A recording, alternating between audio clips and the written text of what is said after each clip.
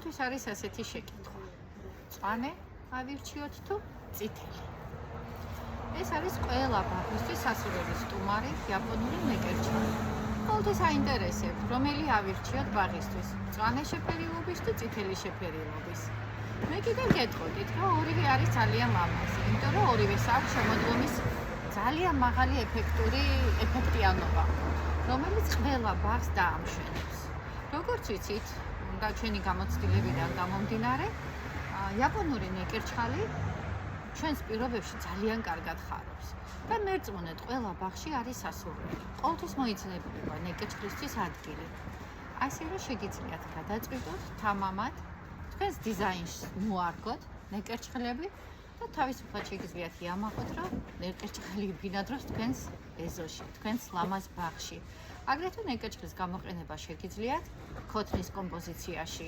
კი, ნეკერჩხალი ნამდვილად ფოთოლმცვენია, მაგრამ არა უშავს, ეს სეზონურობაც ხო უნდა გავითვალისწინოთ. სეზონურობასაც აქვს თავისი ხიბური და მით უმეტეს შემოდგომის ბაღების, შემოდგომის ეფექტურ სცენარებში პირველ ადგილზე თავისუფლად შემიძლია ვთქვა, რომ ეს არის ნეკერჩხალი. ნეკერჩხალი არის დედოფალი მცენარებში ჩემი აზრით. ძალიან მარტივი გასახარებელია, ძალიან მარტივად შეგვიძლია რომ ვიყოლიოთ ჩვენთან, არ ითხოვს ძალიან ბევრ მოვლას. თავარია ადგილი მოუძებნო. თუ შევარჩიეთ წითელი ფერის ნეკერჩხალი, ნახეთ, ამ ნეკერჩხლებს აქვს ძალიან სუსტი ფოთლები.